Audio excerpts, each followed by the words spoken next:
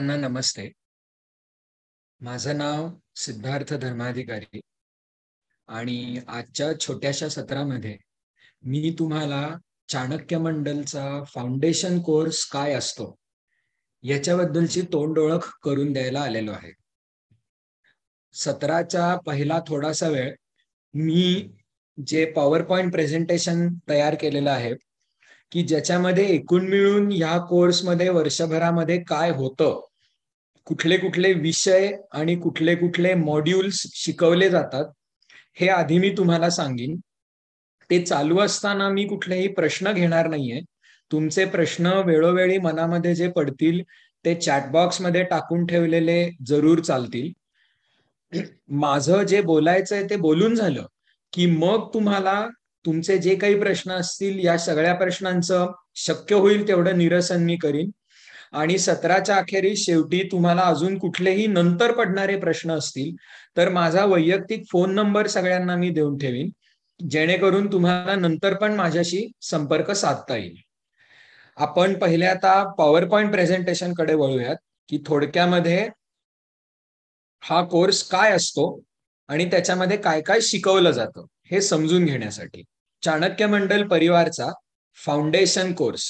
सरांचं या कोर्सचं वर्णन करण्यासाठीचं सर्वोत्तम वाक्य म्हणजे फाउंडेशन कोर्स हा आम्ही शिक्षणाला दिलेली देणगी आहे असं आम्ही याचं वर्णन करतो. हे का रे? तर एकूण मिळून शिक्षण म्हणजे काय, शिक्षणाचे उद्देश काय असतात आणि इथून पुढे जग जसं बदलत जाणार आहे त्याच्याच बरोबर शिक्षणाची व्याख्याच मुळामध्ये बदलत जाणार आहे.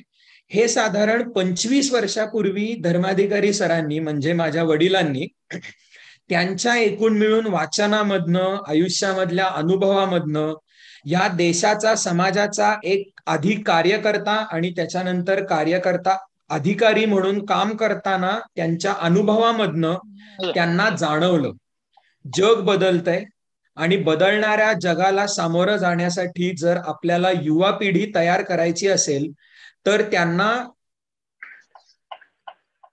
त्याचे बदलणाऱ्या जगासाठी इक्विपमेंट पण दिलं पाहिजे सामोरं जाण्यासाठी. आणि त्याच्यामधून निघालेला हा फाउंडेशन कोर्स. ओके, या कोर्सचं महत्व आधी तुम्हाला समजावू इच्छितो. ते कसं रे? तुमच्यातल्या एकूण मिळून ज्यांना कोणाला अवांतर वाचनाची सवय असेल त्यांच्यासाठी हे एक फार आवडीचं पुस्तक बनेल. आता जगामध्ये अनेक वेळेला न्यूयॉर्क टाइम्सचं बेस्ट सेलर मानलं जाणारं पुस्तक. इस्रायली ऑथर आहे, जगाच्या इतिहासाचा अभ्यासक युवल नोआ हरारी. यांनी पुस्तक लिहिलेलं आहे 21 lessons for the 21st century. म्हणजे 21व्या शतकातल्या जगाच्या समोरच्या 21 सर्वात महत्वाच्या समस्या आणि अर्थात त्याच्यावरचं उत्तर. चॅप्टर नंबर 1 ते 18 हा लेखक याच्यामध्ये वेगवेगळ्या समस्यांबद्दल बोलतो. लोकशाहीला असलेला धोका, आर्टिफिशियल इंटेलिजन्स किंवा बायोटेक्नॉलॉजी मधनं जे बदल घडतायत त्याच्यामधनं जग कसं बदलणार आहे, त्याच्यामधनं येणारे थ्रेट्स, पर्यावरण, क्लायमेट चेंजचा धोका, त्याला समाजाने कसं सामोरं गेलं पाहिजे, दहशतवादाचा धोका वगैरे वगैरे असे अनेक विषय आहेत. शेवटच्या 3 चॅप्टर्स मध्ये 21व्या शतकातल्या जगासमोरच्या 21 सर्वात महत्वाच्या समस्यांचं लेखक आपल्याला उत्तर देतो की या समस्यांना यशस्वीरित्या सामोरं जाऊन जर मानवजातीचं उत्थान व्हायचं असेल तर आपल्याला काय काय करावं लागतं. आणि त्याच्यातला चॅप्टर नंबर 19वा चॅप्टर हा माझ्यावर तरी सर्वात प्रभावशाली बनलेला आहे, कारण की त्या चॅप्टरचं हेडिंग आहे एज्युकेशन, शिक्षण. 21व्या शतकातली कुठलीही समस्या असू दे त्याच्या पायाशी, त्याच्या तळाशी, त्याच्या फाउंडेशनशी शेवटी येतं ते आपलं शिक्षण.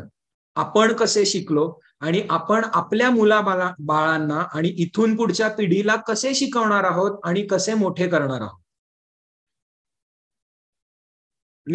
माझ्यावर ह्या चॅप्टरचा एवढा प्रभाव झालेला आहे की मी तुमच्यासाठी डायरेक्टली त्या चॅप्टर मधले काही एक्स्ट्रॅक्ट्सच आणलेले आहेत आता तुम्हाला स्क्रीनवर जे दिसतंय ते मी डायरेक्टली चॅप्टर नंबर 19 एज्युकेशन याच्यातले जे माझ्यावर प्रभावशाली ठरले असे शब्द होते ते बाहेर आणलेले आहेत. हे तुम्हाला दाखवण्याचं कारण काय आहे की आपल्याला आहे ना कुठल्या तरी पाश्चात्य माणसानी कुठलं तरी इंग्लिशमध्ये लिहिलेलं पुस्तक आहे की फार भारी वाटतं आपल्याला की अरे हा ह्याच्यात म्हणलेलं आहे ते कसं सगळं महत्वाचं आहे. हे पुस्तक ग्रेटच आहे, त्याचा लेखक पण ग्रेट आहे, नो डाऊट. तुम्हाला हे पुस्तक किती फेमस झालंय याचा जर अंदाज लावायचा असेल तर इथे युट्यूबवर दिसतंय तसं की अमेरिकेचे राष्ट्रपती, हा चॅनल पण त्या स्वतः लेखकाचा चॅनल आहे, आणि अमेरिकेचे माजी राष्ट्रपती बराक ओबामा यांच्यावर या पुस्तकाचा अतिशय जास्त प्रभाव झालेला आहे. किंवा त्याच्याच बरोबर इथे तुम्हाला दिसतोय तो बिल गेट्सचा चॅनल. ओके, त्यांनी एक व्हिडिओ केलेली आहे की 2018 साली त्याच्यावर प्रभाव केलेली 5 सर्वात महत्वाची पुस्तकं. त्याच्यामध्ये बिल गेट्स पण 21 lessons for the 21st century हे पुस्तक आपल्याला सांगतोय. म्हणजे थोडक्यामध्ये भारतीय मनावर एखाद्या पाश्चात्याने लिहिलेलं पुस्तक आणि त्याच्यामधनं ते पुस्तक बिल गेट्स किंवा बराक ओबामा यांच्यासारख्या माणसांनी एन्डॉर्स केलंय म्हणल्यावर आपल्याला हा ह्याच्यामध्ये म्हणलंय ते कसं एकदम योग्य असेल असं वाटतं. पण ह्याच्यातला एज्युकेशनचा चॅप्टर मधला शब्द वाचताना माझ्या मनामध्ये सारखा येत होता तो फाउंडेशन कोर्स. वाक्याला सुचत होतं की अरे हे जे लिहिलेलं इकडे हे आपण आत्ता पण करतोय, हा म्हणजे आपला फाउंडेशन कोर्स आहे. ते कसं ते तुम्हाला दाखवायला इकडे मी थेट त्या चॅप्टर मधले सेंटेन्सेसच आणलेले आहेत. या चॅप्टरची सुरुवातच लेखक कशाने करतोय बघा, heading, much of what kids learn today will be irrelevant by 2050. आणि हे पुस्तक लिहिल्याच्या नंतर तर लेखक म्हणलेलं आहे की 2050 हे पण जरा मी फार पुढचं सांगतोय. आज शाळेमध्ये किंवा कॉलेजमध्ये आपले विद्यार्थी जे काही शिकतायत ते 2050 या वर्षापर्यंत ती माहिती कालबाह्य झालेली असणार आहे. कसं? At present too many schools focus on cramming information. विद्यार्थ्याच्या मनामध्ये जास्तीत जास्त माहिती कोंबण्याचा प्रयत्न करतात. In the past this made sense because information was scarce. Modern smartphones आणि इन्फॉर्मेशन टेक्नॉलॉजीचं युग येण्याच्या आधी माहितीचा एकमेव स्रोत म्हणजे पुस्तकं होती, आणि ती माहिती जपून ठेवण्याचा एकमेव साठा म्हणजे माणसाचा मेंदू होता. म्हणून तुम्ही शाळेमधनं आणि कॉलेजमधनं जसं शिकताय तसं तुमच्या मनामध्ये जास्तीत जास्त माहिती कोंबली पाहिजे, हे महत्वाचं होतं. In contrast, in the 21st century, we are flooded by enormous amounts of information. 21व्या शतकामध्ये माहितीचा काडीचीही टंचाई नाहीये. आपल्या हातामध्ये हा जो स्मार्टफोन असतो, या स्मार्टफोनमध्ये जगातली सर्वात मोठी लायब्ररी किंवा जगातला सर्वात जास्ती वाचन असलेल्या व्यक्तीपेक्षा जास्ती अख्खं ब्रह्मांड ज्ञानाचं भरलेलं आहे. पुढचं वाक्य, in such a world the last thing a teacher needs to give her pupils is more information. जग जसं बदलत आहे त्याच्यामध्ये शिक्षणाने शेवटची काय गोष्ट केली पाहिजे तर विद्यार्थ्याच्या मनामध्ये अजून माहिती कोंबणे. आपली सगळी शिक्षण व्यवस्था, शाळा कॉलेज जे करते, जे शिकवलं जातं जास्तीत, तुम्ही फॉर्म्युले पाठ करा, तुम्ही सिद्धांत पाठ करा, तुम्ही तारखा पाठ करा, तुम्ही जागांची नावं पाठ करा, ही सगळी माहिती मनामध्ये कोंबण्याचा प्रयत्न करतो. मग काय, besides information, most schools also focus too much on providing pupils with a predetermined set of skills. शाळेमधनं किंवा कॉलेजमधनं जसे आपण लहानाचे मोठे होत असतो तसं आपल्याला काही ठराविक कौशल्य शिकवली जातात, आणि त्याचं पहिल्या वाक्याशी नातं आहे की यातली 99% कौशल्य जे काही शिकलो आपण ते 2050 मध्ये किंवा त्याच्या आधीच इररेलेव्हंटच ठरणार आहे. आपण तेव्हा जिवंत असणार आहोत, आपण तेव्हा नोकरी शोधत असणार आहोत, आणि ती नोकरी आपल्याला ज्या कौशल्यांच्या आधारावर मिळवायची आहे, जी आपल्याला शाळा किंवा कॉलेज किंवा शिक्षण व्यवस्थेने शिकवणं अपेक्षित आहे, ती कालबाह्य झालेली असणार आहेत. Yet since we have no idea how the world and the job market will look in 2050, we don't really know what particular skills people will need. म्हणजे 2050 मधलं जग काय आणि कसं असणार आहे हे आज आपल्याला माहीतच नाहीये. तर 2050 मध्ये लोकांना त्या बदललेल्या जगामध्ये यशस्वी होण्यासाठी कुठले गुण आणि कुठले कौशल्य लागतील हे आज आपल्याला माहित नाहीये तसं म्हणलं तर. म्हणून काय उत्तर काय ह्या सगळ्यावर? This is the problem statement. What is the solution? ते पुढच्या स्लाइडवर लेखक म्हणतो. So what should we be teaching? काय शिकवलं पाहिजे मग आपण विद्यार्थ्यांना आपल्या शिक्षण व्यवस्थेमध्ये? मेनी पेडॅगॉगिकल एक्सपर्ट्स म्हणजे शिक्षण तज्ज्ञ, ज्यांना शिकवायचं कसं आणि शिकायचं कसं ह्याच्यातले जे तज्ज्ञ आहेत. Many pedagogical experts argue that school should switch to teaching the 4 C's. 4 C's कुठले? क्रिटिकल थिंकिंग, लॉजिकली विचार करणे, एखादी सिच्युएशन समोर घेऊन त्याच्यातनं काय महत्वाचं आहे ते नाही ते बाजूला काढणे आणि बरोबर महत्वाच्या माहितीवर झिरो इन करून आयुष्यामध्ये निर्णय घेता येणे. Problem solving and decision making याला म्हणतात. अनालिटिकल थिंकिंग हा एक दुसरा शब्द आहे. क्रिटिकल थिंकिंग हा अजून एक दुसरा शब्द आहे. कम्युनिकेशन, संवाद कौशल्य, कोलॅबोरेशन किंवा टीमवर्क, एकमेकाबरोबर काम कसं करावं, आणि क्रिएटिव्हिटी, प्रतिभा विकसन. पुढच्या प्रेझेंटेशन्स मध्ये मित्र तुम्हाला दिसेलच की चाणक्य मंडलच्या फाउंडेशन कोर्स मधल्या लिटरली 4 महत्वाच्या मॉड्यूल्सची नावं जशीच्या तशी उचलून इकडे टाकलेली असावी असं वाटतं. चाणक्य मंडलचा फाउंडेशन कोर्स हा 1996 मध्ये धर्माधिकारी सरांनी सुरू केला. मी आता 8 वर्ष या कोर्सवर शिकवतोय आणि स्वानुभवाने तुम्हाला सांगू शकतो की या पुस्तकामध्ये दिलेला शब्द आणि शब्द चाणक्य मंडलच्या फाउंडेशन कोर्समध्ये येतो.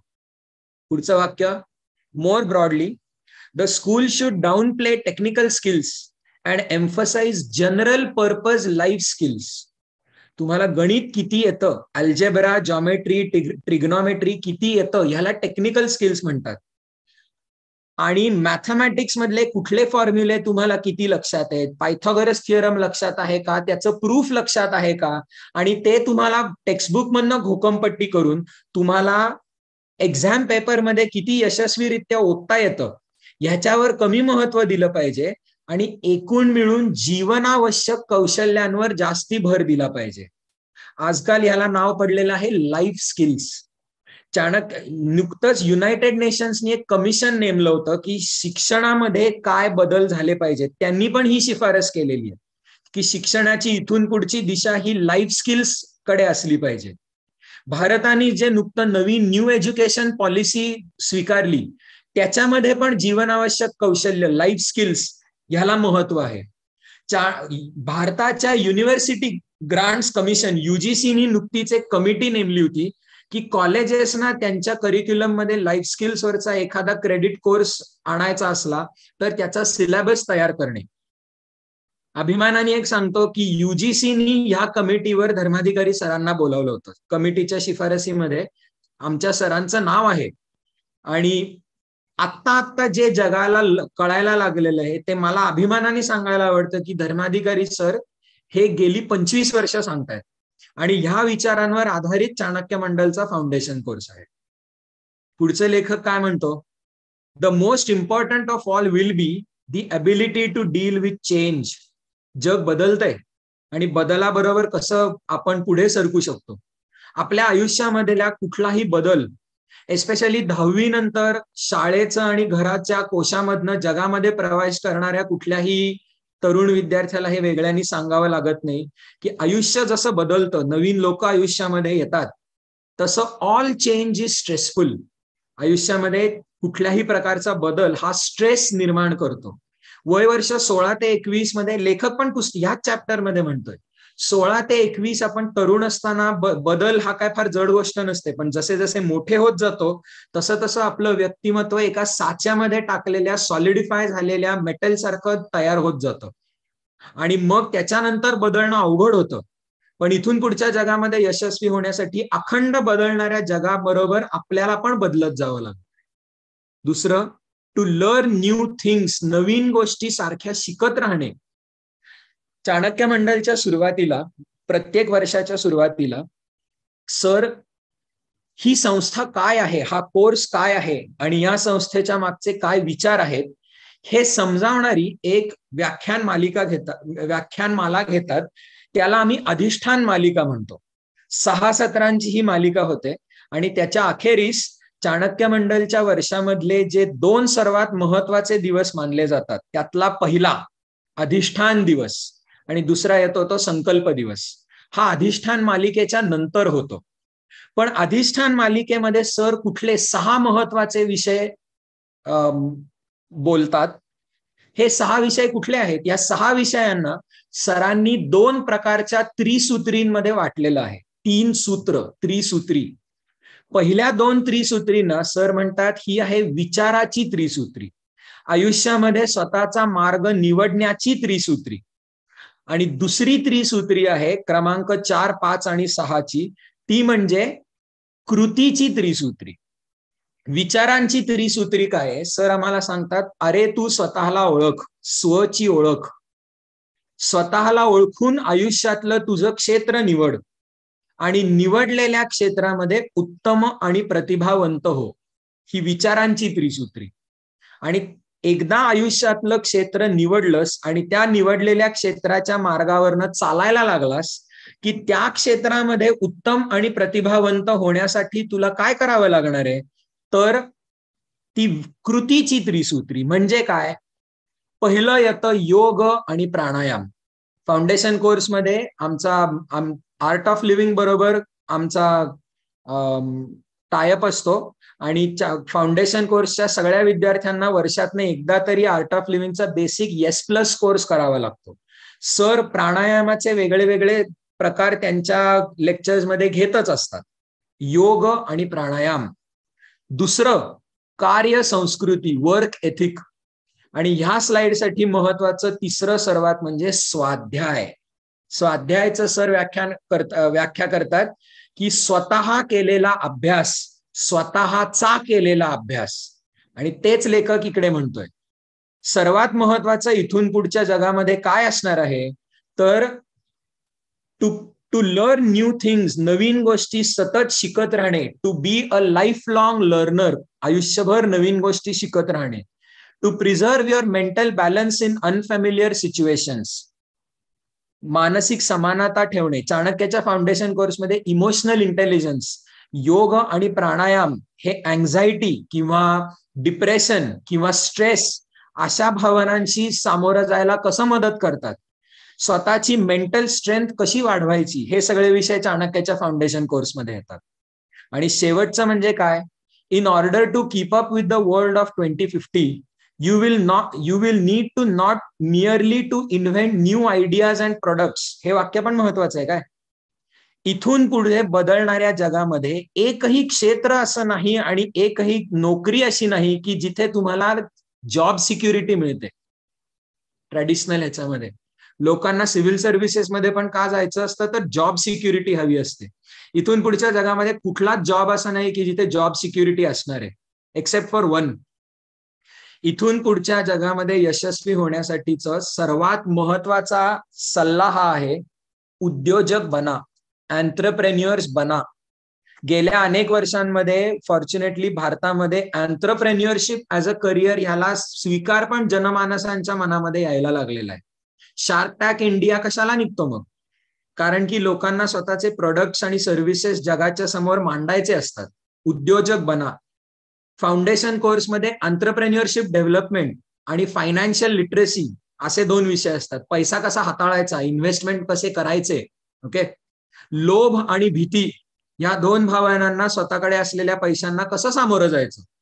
आणि एंटरप्रेन्युअरशिप, नवीन उद्योग कसे निर्माण करायचे, संस्था कशी बांधायची, संस्था कशी मोठी करायची, नवीन प्रोडक्ट्स डेव्हलप करण्यासाठी ज्या आयडियाज आणि क्रिएटिव्हिटी लागते त्या कुठून आणि कशा आणायच्या. क्रिएटिव्हिटी डेव्हलपमेंट हे एका मॉड्यूलचंच नाव आहे. आणि शेवटचं सर्वात महत्वाचं, above all you will need to reinvent yourself again and again. स्वतःला नवीन स्वरूपामध्ये सारखं सारखं शोधत राहावं लागणार आहे. आणि म्हणूनच ह्याच्यासाठी सर्वात महत्वाची गोष्ट काय आहे, तर हा चॅप्टर संपतो कशाने, एंड समरी, की ह्या सगळ्या सिच्युएशन मध्ये लेखक म्हणतो की मी विद्यार्थ्यांना काय सल्ला देईन? लेखक म्हणतो नो दाय सेल्फ, नो युअर सेल्फ. अरे तू स्वतःला ओळख. आणि हे चाणक्य मंडलच्या फाउंडेशन कोर्स मधलं पहिलं मॉड्यूल आहे. कोर्स सुरू झाला की पहिलं मॉड्यूल म्हणजे तू स्वतःला ओळख. तर चित्र पण किती छान आहे बघा, पुस्तक आणि स्वतःलाच वाचतोय तो. या मॉड्यूलमध्ये मग नुसतं काहीतरी वैचारिक पातळीवर अरे तू स्वतःला ओळख असं आम्ही करत नाही. आम्हाला फार प्राचीन भारतीय विचारवंतामध्ये तत्वमसी किंवा तुम्हाला ग्रीक फिलॉसॉफी आवडत असेल तर त्याचे ऑरेकल्स ऑफ डेल्फी यांनी दिलेला ऍडवाइस आहे, नो दाय सेल्फ, अरे तू स्वतःला ओळख.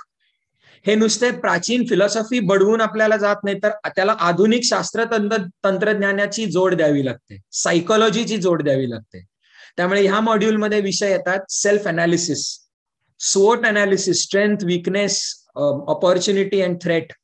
आणि एकूण मिळून आपल्या दैनंदिन जीवनामध्ये चांगल्या सवयी कशा लावायच्या स्वतःला, याची पण स्वतःच्या ओळखशी फार जवळनं नातं आहे काय. इथे समोर दुसरं तुम्हाला दिलेलं आहे ते चाणक्य मंडलच्या फाउंडेशन कोर्समध्ये एक व्यक्तिमत्व चाचणीचा पण समावेश आहे. चाणक्य मंडलचे विश्वस्त आणि सरांचे शिष्य डॉक्टर भूषण केळकर IIT पवई मधनं ग्रॅज्युएशन केलं, त्याच्यानंतर आर्टिफिशियल इंटेलिजन्स मध्ये त्यांची PhD आहे आणि साधारण 15 वर्षांसाठी IBM मध्ये सिनियर एक्झिक्युटिव्ह म्हणून काम केलं. पण ते सगळं सोडून देऊन भारतामध्ये परत आले. ते शिक्षण क्षेत्रामध्ये काम करायचं या निश्चयाने परत आले आणि त्यांनी आधुनिक आर्टिफिशियल इंटेलिजन्स आणि सायकोलॉजी ह्याचा मेळ घालून एक सायकोमेट्रिक टेस्ट तयार केलेली आहे. त्याला म्हणतात गेस्टाल्ट टेस्ट. ती अनेक स्वरूपांची टेस्ट आहे. स्किल्स गेस्टाल्ट, करिअर गेस्टाल्ट, समोर चित्र टाकलंय ते म्हणजे UPSC गेस्टाल्ट.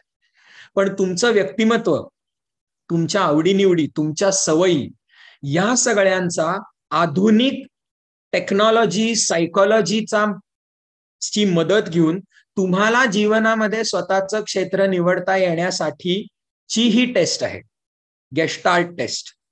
आणि ह्या सगळ्याच्या शेवटचा हेतू काय आहे रे? तर लेखक ज्याला स्वची ओळख म्हणतो त्याला सरांनी एक नाव दिलेलं आहे. इथे उजवीकडे तुम्हाला सरांनी जो आम्हाला दिलेला फॉर्म्युला आहे तो कदाचित दिसत असेल.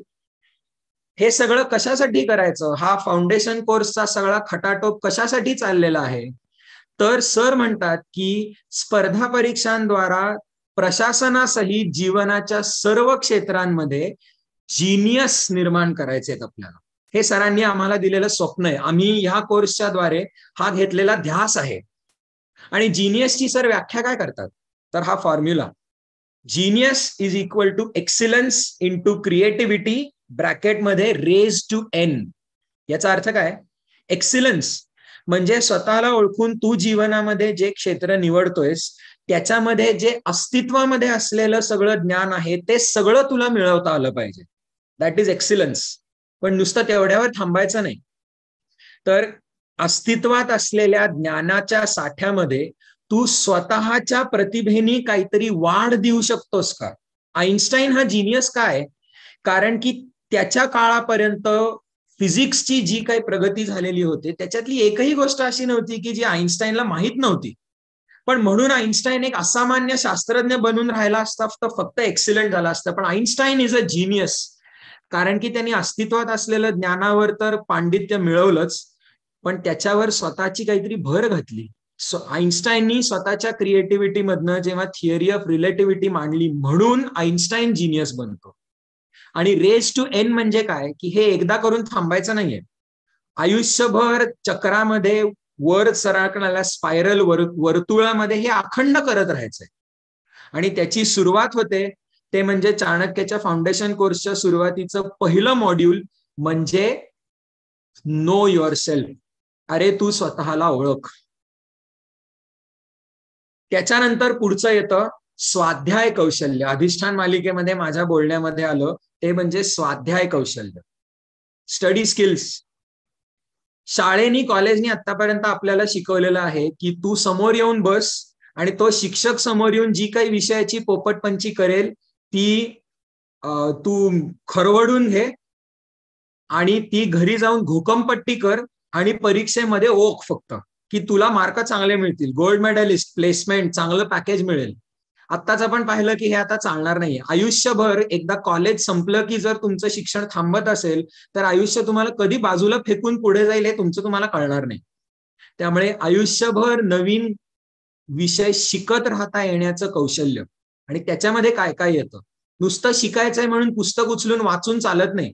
तर एज्युकेशनल सायकोलॉजीच्या आधारावर तुम्ही अभ्यासाचं नियोजन कसं करता, प्लॅनिंग, रायटिंग स्किल्स इथून पुढे सगळीकडेच महत्वाचे असणार आहे. चांगलं लिहायचं कसं, समोर एखादा व्यक्ती बोलतोय त्याच्या नोट्स कशा काढायच्या, आणि तुम्ही वाचत असलेलं पुस्तक पण कसं, त्याच्या नोट्स कशा काढायच्या, माइंड मॅप्स कसे करायचे, रिव्हिजन्स कसे करायचे. सर्वात महत्वाचं टीचिंग स्किल्स. तुम्हाला शिक्षक जरी व्हायचं नसेल तरी स्वतः एखादा विषय जर नव्याने शिकून घ्यायचा असेल तर तो दुसऱ्याला शिकवावा लागतो. शिकण्याबद्दल एक फार छान वाक्य बोललं जातं, when one teaches two learn. जेव्हा एक व्यक्ती शिकवतो तेव्हा दोन जण शिकत असतात. त्यामुळे चांगला शिक्षक होणे म्हणजे काय, आणि एखादा विषय दुसऱ्याला यशस्वीरित्या कसा शिकवून सांगायचा. आधुनिक शास्त्र तंत्रज्ञान आणि इंटरनेटच्या सहाय्याने आजकाल तर आपल्याला शाळा कॉलेजेसवर अवलंबून राहण्याची पण गरज नाहीये नवीन गोष्टी शिकण्यासाठी. सगळं एज्युकेशन आजकाल ऑनलाईन गेलेलं आहे. त्यामुळे विविध प्रकारचे ऑनलाईन कोर्सेस, ज्याला शॉर्ट फॉर्म समोर दिलेला आहे मूक्स, MOOCS, ज्याचा फुल फॉर्म होतो मॅसिव्हली ओपन ऑनलाईन कोर्सेस. इंटरनेटच्या क्रांतीमुळे आणि आपल्या हातात उपलब्ध असलेल्या स्मार्टफोनमुळे आपल्याला फुटकळ किमतीला अमेरिकेमध्ये बसलेले हार्वर्ड आणि MIT सकटचे बेस्ट टीचर्स आज आपल्याला उपलब्ध असतात, जर या रिसोर्सचा आपल्याला स्त्रोताचा वापर करून घेता आला तर. म्हणून मूक्स. आता तू कुठल्या शिक्षकाला तुला स्पून फीड करायला थांबू नकोस. स्वतःच्या शिक्षणाची जबाबदारी स्वतः घे आणि कसं शिकायचं हे स्वतःचे स्वतः समजून घे. हा चाणक्य मंडल मधला नेहमी आग्रह असतो.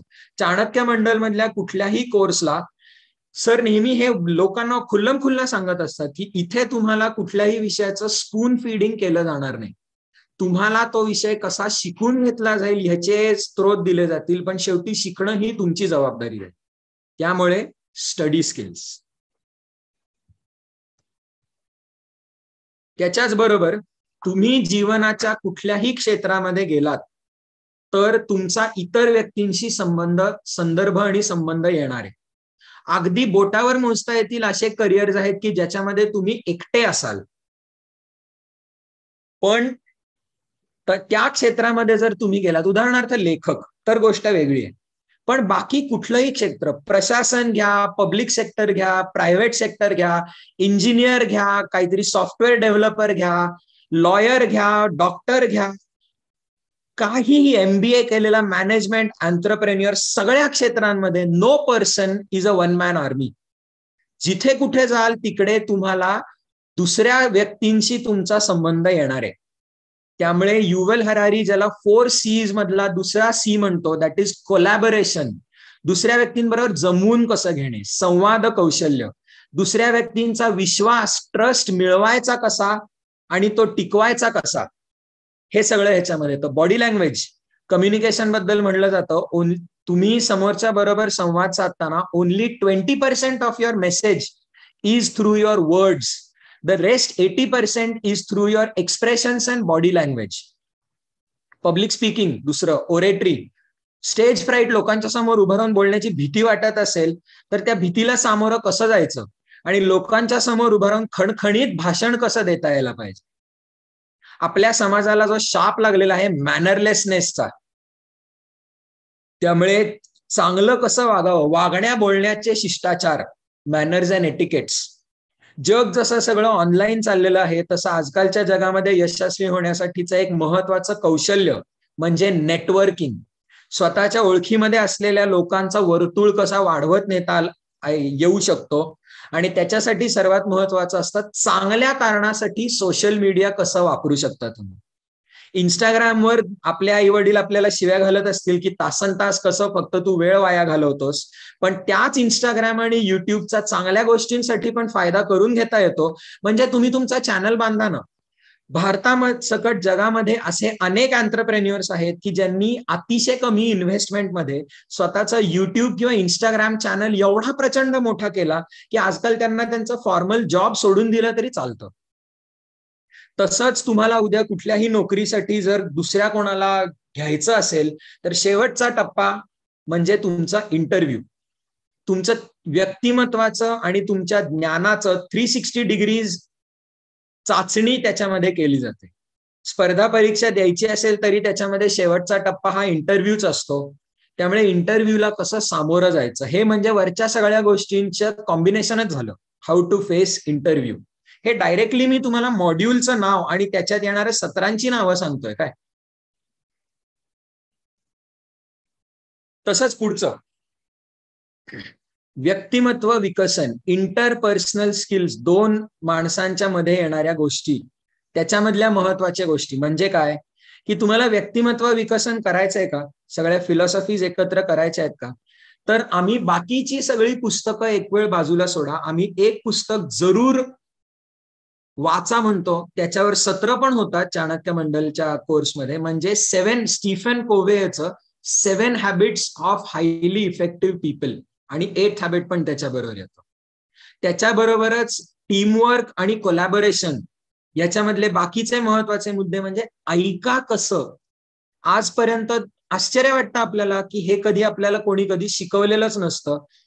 99% लोक जेव्हा एकमेकाशी संवाद साधत असतात तेव्हा आपण ऐकत असतो ते समोरच्याच्या मुद्दा आणि मुद्द्यापेक्षा महत्वाचं भावना, एम्पॅथिक लिस्निंग असं सायकोलॉजीमध्ये याला म्हणतात. Listening by showing empathy. नुसत्या समोरच्याचे शब्द आणि हावभाव समजून घेणे नाही, तर त्या शब्दांच्या मागची भावना समजून घेणे आणि हृदयाला हृदय भिडवण्याचा प्रयत्न करणे. मगच विश्वास कमवता येतो, मगच घनिष्ठ मैत्री होते, ती टिकून राहते. सगळी नाती, आई वडिलांची, नवरा बायकोची, मित्रमैत्रिणींची, भाऊ बहिणांची, सगळ्यांची नाती ही 2 पिलर्सवर उभी असतात असं म्हणतात. पहिला पिलर म्हणजे ट्रस्ट आणि दुसरा पिलर म्हणजे कम्युनिकेशन. आणि कम्युनिकेशन यशस्वीरित्या टिकवून ठेवण्यासाठी सर्वात महत्वाचं असतं तुम्हाला ऐकता किती चांगलं येतं. तो चाणक्य मंडलच्या इंटरपर्सनल स्किल्स या मॉड्यूलचा एक महत्वाचा मुद्दा आहे. लिस्निंग स्किल्स, आणि लिस्निंग मध्ये पण empathic listening, that is interpersonal skills. Creativity development आता तर बोलण्यामध्ये आलंच. तुमच्यातल्या समोर बसलेल्या अनेक जणांना कदाचित वाटत असेल की मी नाही क्रिएटिव्ह माणूस. म्हणजे काय की आपण एखादा कोणीतरी आर्टिस्ट असला, चित्र काढतो, कला किंवा ऍक्टर जो असेल किंवा लेखक जो असेल, कविता तयार करणारा असेल, आपण कदाचित ह्या व्यक्तीला म्हणू शकतो की हा एक क्रिएटिव्ह माणूस आहे. मी त्यातला नाही, मी इंजिनियर आहे, मी सॉफ्टवेअर डेव्हलपर आहे आणि त्याच्यातले 4 गोष्टी मला ते तशाच्या तशा करता येतात, माझा ठोकळेबाज विचार आहे. ही भंकस, हा खोटा विचार आम्ही दूर करतो. कुठल्याही क्षेत्रामध्ये तुम्ही असाल तरी नवीन आयडियाज डेव्हलप करण्याचं शास्त्र असतंय. त्याला व्हाय, व्हॉट, हाऊ असं एक टेक्निक म्हणतात. 3 सर्कल्सचं टेक्निक असतं. तुम्हाला जे करायचंय ते प्रॉब्लेम जो सॉल्व्ह करायचा आहे तो का करायचा आहे तुम्हाला, why, start with the why. त्याच्यानंतर व्हॉट, हाऊ, त्याच्यानंतर how are you going to do that, आणि तिसरं वर्तुळ येतं म्हणजे what are you going to do. International business schools आणि एंटरप्रेन्युअरशिपच्या कोर्सेसमध्ये जे मॉड्यूल शिकवलं जातं दॅट इज क्रिएटिव्हिटी. नुसते कलाकार क्रिएटिव्ह नसतात, तर आपल्या जीवनातल्या कुठल्याही क्षेत्रामध्ये प्रत्येक व्यक्ती क्रिएटिव्ह असतो. फक्त आपण आपल्याला सुचणाऱ्या कल्पना दाबायच्या नसतात, त्यांना खेळू द्यायचं असतं. अनेक वेळेला आपलं घर, आपला समाज, जो समाजाने आखून दिलेली चौकट आहे त्याच्यामध्ये बसणारा मुलगा किंवा मुलगी नसतं, त्याला मारून मुटकून त्याची क्रिएटिव्हिटी आणि प्रतिभा किल करून त्याच्यामध्ये बसवण्याचा प्रयत्न करतो. असं सगळं असताना आपल्या आतली जी प्रकृतीने म्हणा किंवा देवानी दिलेली प्रतिभेची ज्योत आहे ती नुसती विजू नाही द्यायची, तर त्याची मशालीमध्ये रूपांतर कसं करायचं याच्या मागची सायकोलॉजी हे आमच्या या मॉड्यूलमध्ये येतं, क्रिएटिव्हिटी डेव्हलपमेंट. ओके. तुम्हाला उद्या कुठलीही नोकरी मिळाली तर तुम्हाला जी एंट्री लेव्हल पोझिशन आहे ती तुम्हाला तुमच्या क्षेत्रामधलं पांडित्य मिळवली तर मिळेल. तुम्हाला कॉलेजमध्ये गोल्ड मेडल मिळालं आणि कॉलेजच्या प्लेसमेंट सेलमधनं तुम्ही कुठल्या तरी मल्टीनॅशनल कंपनीसाठी अर्ज केलात, तर तुमचा अकॅडमिक परफॉर्मन्स आणि तुमचा जनरल इंटेलिजन्स, तुमचे सॉफ्ट स्किल्स वगैरे पाहून तुम्हाला कदाचित घेतलं पण जाईल. पण तुम्हाला जर ज्युनियर लेवल एंट्री पोझिशन्सच्या नंतर सिनियर लेवल पोझिशन्सवर प्रमोशन मिळवायचं असेल तर you have to become a very good manager. तुम्ही बीबीए एमबीए ची डिग्री केलेली असली तर तुम्हाला मॅनेजमेंट तुमच्या कॉलेजमध्ये शिकायला मिळालेलं असेल, पण चाणक्य मंडलमध्ये शिकवली जाणारी सर्वात महत्वाची गोष्ट आहे व्यवस्थापन कौशल्य, मॅनेजमेंट. हे तुमची एमबीए ची डिग्री आहे का नाही याच्या निरपेक्ष जीवनाच्या कुठल्याही क्षेत्रामध्ये तुम्हाला महत्वाचं ठरतं. त्यामुळे ऍस्पेक्ट्स ऑफ मॅनेजमेंट, मॅनेजमेंटचे वेगळे वेगळे घटक, एखादं मोठं काम घेणे, त्याला छोट्या छोट्या तुकड्यांमध्ये पाडणे, ते लोकांमध्ये वाटून देणे म्हणजे डेलिगेशन, त्यांच्यातलं आपापसातलं कंट्रोल आणि कोऑर्डिनेशन जोडून आणणे. प्रत्येक व्यक्तीचं काम प्रत्येक दुसऱ्या व्यक्तीच्या कामाशी निगडीत असतं, त्यांचं आपापसात कोऑर्डिनेशन जुळलं नाही तर राडे होतात. या सगळ्यांच्या वर कोणीतरी नियंत्रण ठेवणारा मॅनेजर असावा लागतो, दॅट इज कंट्रोल. त्याच्यानंतर कम्युनिकेशन, तुम्ही ऑर्डर्स कशा देता, डेलिगेशन, आणि रिपोर्टिंग कसं घेता, रिपोर्टिंग कसं करायचं असतं, हे ऍस्पेक्ट्स ऑफ मॅनेजमेंटमध्ये येतं. दुनियेतले बाकीचे सगळे रिसोर्सेस आपल्याला वाढवता येतात, पैसा वाढवता येतो, पण एकच रिसोर्स फायनाईट आहे जो कधी वाढवता येत नाही, तो म्हणजे दिवसातले 24 तास, वेळ. त्या दिवसातल्या 24 तासांचा बेस्ट पॉसिबल वापर कसा करायचा हे टाइम मॅनेजमेंटमध्ये येतं. लोकांना एकत्र कसं करायचं, टीम वर्क. त्याच्यानंतर पीएचडीएम म्हणजे problem solving decision making. Rational पद्धतीने आयुष्यातल्या सिच्युएशन्सला कसं सामोरं जायचं, म्हणजे ह्याच्यामध्ये there is something called as the 6 step rational decision making model, हे आम्ही शिकवतो. पण मग त्याच्यानंतर बाजूला येतं ते म्हणजे वेगवेगळ्या प्रकारचे डिसिजन ट्रॅप्स. प्रोक्रॅस्टिनेशनला कसं सामोरं जायचं, आळस. वेगवेगळ्या प्रकारचे कॉग्निटिव्ह बायसेस आणि युरिस्टिक्स. डॅनियल कानेमाननी ज्याला म्हणलेलं आहे सिस्टीम 1 आणि सिस्टीम 2 मधला फरक. त्यामुळे आयुष्यामध्ये इंटेलिजंट आणि विचारपूर्वक निर्णय कसे घ्यायचे, वेगवेगळ्या आयुष्यातल्या प्रॉब्लेम्सना, समस्यांना सामोरं कसं जायचं आणि निर्णय कसे घ्यायचे, हे पीएचडीएम मध्ये येतं. तुमच्यातल्या कोणालाही कुठल्या तरी असामान्य नेत्याचं भाषण ऐकताना, शिवाजी महाराजांचा विचार करताना किंवा डॉक्टर बाबासाहेब आंबेडकरांची भाषणं ऐकताना, राजकारणाचं बोलायचं झालं तर पंडित नेहरूंची भाषणं ऐकताना, कोणाला नरेंद्र मोदींजींची भाषणं ऐकताना भारावून जायला येत असेल, अरे काय आकर्षक, मॅग्नेटिक इंग्लिशमध्ये व्यक्तिमत्व आहे. नॅचरल बॉर्न लीडर हे नेतृत्व कौशल्यामधली एक दंतकथा आहे, मिथ, की जणू काही लोकांच्या मध्येच प्रकृतीने म्हणा, देवानी म्हणा किंवा लहानपणामध्ये जसं मोठं केलं तसं नेतृत्व गुण हे काही ठराविक जणांमध्येच असतात आणि माझ्यामध्ये कदाचित थोड्याशा न्यूनगंडामुळे किंवा स्वाभिमान कमी पडतो, कॉन्फिडन्स कमी पडतो, त्यामुळे मी नाही त्यातला, मी आयुष्यात कधी लीडर होऊ शकतच नाही, यांनी येणारा न्यूनगंड. आणि आयुष्यामध्ये सेकंड रेट पोझिशन स्वीकारून समाधान मानणे हे आम्हाला मान्य नाही. लीडरशिपचा सगळा मॅनेजमेंटचा अभ्यास पण हे सांगून देतो की every person is born as a leader. तुमच्यातला नेता शोधावा लागतो, तुमच्यातलं नेतृत्व गुण हे कुठल्या क्षेत्रामध्ये उफाळून येतं ते शोधावं लागतं. Every person is a leader. त्यामुळे लीडरशिप डेव्हलपमेंट हे या कोर्सचा एक महत्वाचा भाग आहे. ओके, हे पण ऑलरेडी सांगून झालेलं आहे. जग बदलतंय, कुठलीही नोकरी आता सेफ नाही, कुठलंही क्षेत्र आता सेफ नाही. तुम्ही अक्षरशः एंटरप्रेन्युअरशिप आणि जगातल्या मेजर कंपनीजचा जर अभ्यास केला, एक फॉर्च्यून मॅगझिन म्हणून जगातलं बिझनेसच्या जगातलं सर्वात फेमस मानलं जाणारं मॅगझिन आहे, ते दरवर्षी जगातल्या 100 सर्वात मोठ्या कंपनीज आणि 500 सर्वात महत्वाच्या मोठ्या कंपनीज यांची यादी काढतात. त्याला फॉर्च्यून 500 आणि फॉर्च्यून 100 असं म्हणतात. त्याच्यातल्या कंपनीजचा जर अभ्यास करायला गेलो तर आपल्याला दिसून येईल की जशी वर्ष दशकं पुढे गेलेली आहेत तसं एकेकाळी इनफॅलिबल मानल्या जाणाऱ्या कंपनीज या आता बँक्रप्सीच्या उंबरठ्यावर येऊन पडलेल्या आहेत आणि कालपर्यंत कोणाला काही कल्पना पण नव्हती ही कंपनी काय आहे, ती अचानक जगातली सर्वात बलाढ्य कंपनी बनते. समोर आज श्रोत्यांमध्ये जे कोणी थोडेसे 20 वर्षांपेक्षा वयाने मोठे जण असतील गुगल, फेसबुक हे याचं उदाहरण आहे. तुम्ही जसे लहानाचे मोठे होत होता तसं कदाचित इंटरनेट अजून एवढं पॉप्युलराइज झालं नसेल. थोडं 30-40 वर्षांचे जर असाल तर तुमच्या लहानपणी तर इंटरनेट ही संकल्पना पण नव्हती. गुगल आणि फेसबुकचं नाव पण तुम्ही ऐकलेलं नसेल, पण आज these are one of the biggest companies in the world. आणि ह्या कंपनीजची सुरुवात कुठून झाली? जुन्या ज्या कंपनीज होत्या, फोर्ड किंवा अमेरिकेतल्या पण famous companies oil and natural गॅसच्या, की ज्याला सुरुवातीला कोणीतरी लाखो करोडो डॉलर ओतावे लागले तेव्हा कुठे ती कंपनी सुरू झाली. या सगळ्या कंपनीज अशा नाही सुरू झालेल्या.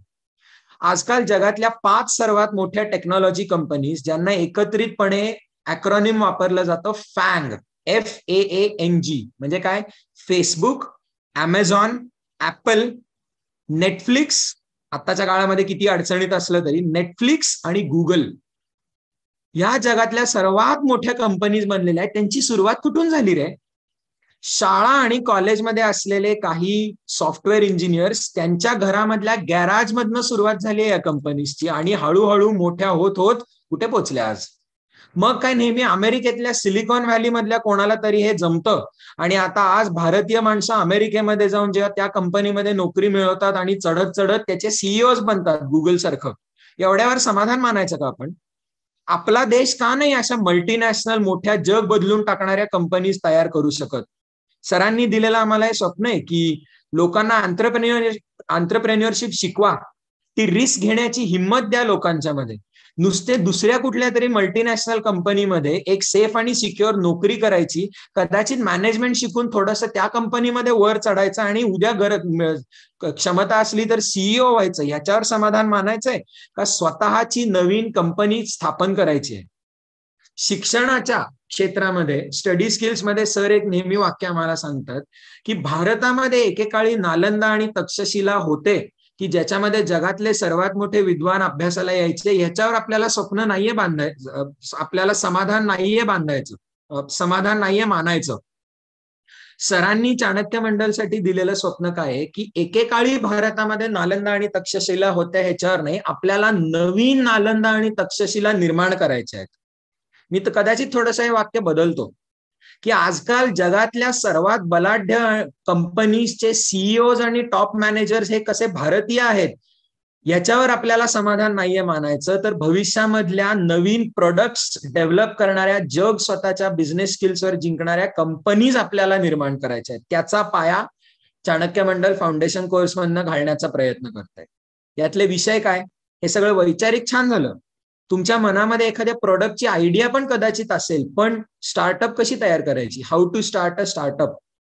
ज्या लोकांनी सरांपासून प्रेरणा घेऊन आपापल्या क्षेत्रामध्ये काहीतरी मिळवून दाखवलं, अशा वेगवेगळ्या एंटरप्रेन्युअर्सला आम्ही सारखं बोलवत असतो. त्यांचे स्ट्रगल्स आणि त्यांनी संस्था कशी बांधली. एक जिम कॉलिन्सनी लिहिलेलं पुस्तक आहे, 2 पुस्तक आहेत ऍक्च्युली, की जी मी फाउंडेशन कोर्समध्ये मुलांना नेहमी वाचा म्हणून सुचवत असतो. त्या पुस्तकांचं नाव आहे बिल्ट टू लास्ट आणि गुड टू ग्रेट. या दोन्ही पुस्तकांमध्ये ह्या लेखकांनी अभ्यास याचाच केलेला आहे की ज्या कंपनीज आजकाल जग जिंकणाऱ्या झाल्या त्या कशा झाल्या? बिल्ट टू लास्ट म्हणजे माणसं मरतात पण संस्था जगतात. त्यामुळे संस्था कशा बांधायच्या हे आपल्याला शिकणं गरजेचं आहे. आणि गुड टू ग्रेट, नुसती गुड कंपनी आणि नाही, ग्रेट कंपनी कसं बनायचंय याचा अभ्यास. इनफॅक्ट तुम्ही भारताच्या 70 वर्षांच्या इतिहासाचा जर अभ्यास केला आणि त्याला भारताच्या श्रीलंकेसारख्या देशांची तुलना केली किंवा अमेरिकेसारख्या पाश्चात्य देशांची तुलना केली, तर जे काही आपल्या देशाला मिळवता आलेलं आहे ते ह्या देशामधल्या ज्या इन्स्टिट्यूशन्स आहेत, पार्लमेंट, सुप्रीम कोर्ट, ह्या आपल्याला बांधता आल्या आणि टिकवता आल्या, म्हणून आज आपला देश टिकला. म्यानमार बघा, नेपाळ बघा, श्रीलंका बघा, त्यांना इन्स्टिट्यूशन्स बांधता नाही आल्या, त्या टिकवता नाही आल्या, ते देशच खड्ड्यात चाललेले. भारताला पण इन्स्टिट्यूशन्स बांधता आल्या, पण त्या युरोप किंवा अमेरिका एवढ्या भक्कम नाही करता आल्या, म्हणून आपण आज प्रगत डेव्हलप देश स्वतःला म्हणत नाही. असे प्रचंड मोठे विषय आपल्या वैयक्तिक दैनंदिन जीवनाशी कसे येऊन भिडतात हे याच्यामध्ये आम्ही शिकवण्याचा प्रयत्न करतो. आणि शेवटचं येतं फायनान्शियल लिटरसी.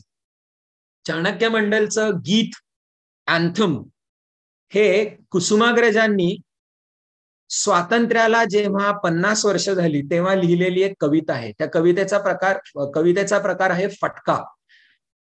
कवितेचं नाव आहे स्वातंत्र्य देवतेची विनवणी. कविता खूप मोठी आहे, सगळी आता बोलून नाही दाखवणार, पण त्या कवितेची सुरुवातच अशी होते की भारत माता आपल्याला म्हणतीये तुम्ही कसे वागा, काय जगा. आणि त्या कवितेतलं वाक्य म्हणजे चाणक्य मंडल जे विद्यार्थ्यांना शिकवण्याचा प्रयत्न करता येते.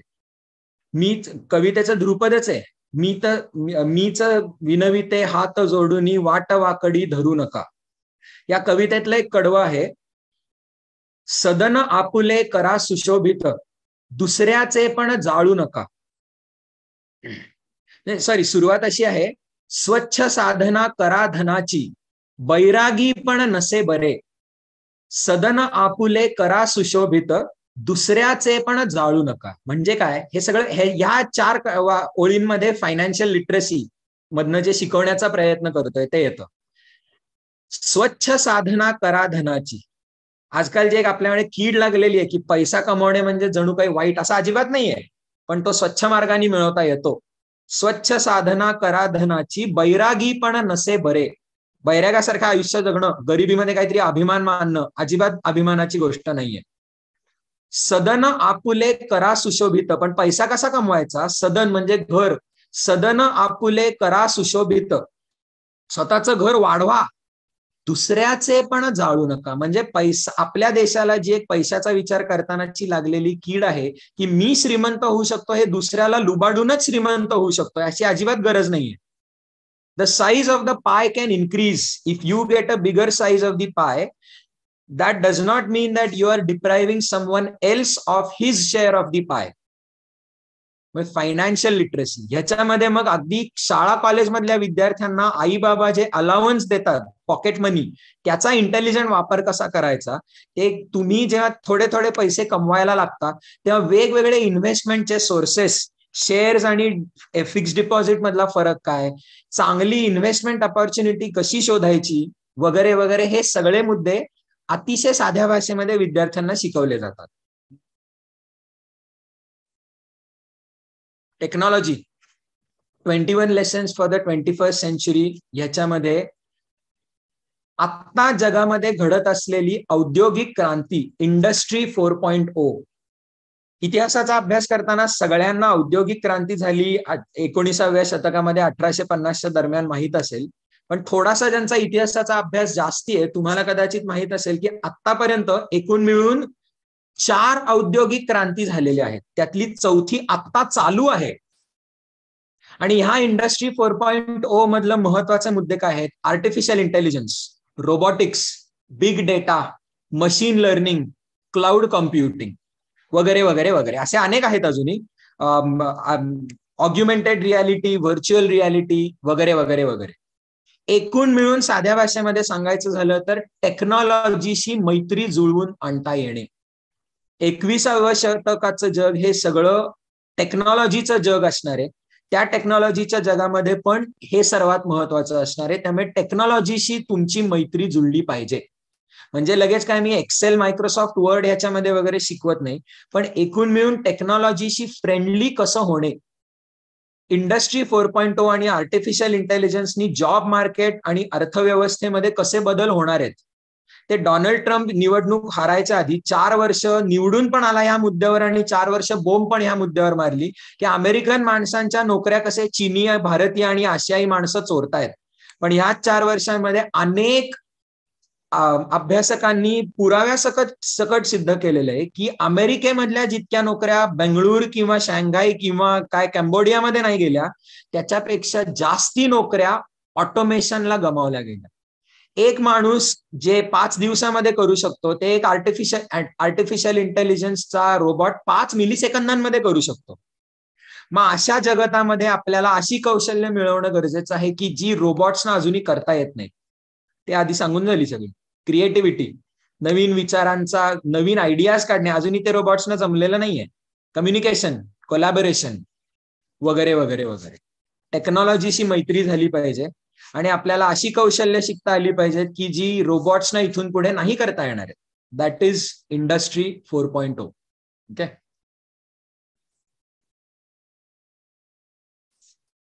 मॅथमॅटिक्सची जर तुमच्यातल्या समोर बसलेल्या बहुतांश जणांना चीड असेल, मला होती काय, स्पष्टपणे सांगतो, शाळेमधनं लहानाचं मोठं जसं होता ना, मला चिडचिड मॅथमॅटिक्सची कशाने व्हायची, कारण की मला ते मूर्खपणा वाटायचा. ज्या प्रकारे शिकवलं जायचं तो मूर्खपणा वाटायचा.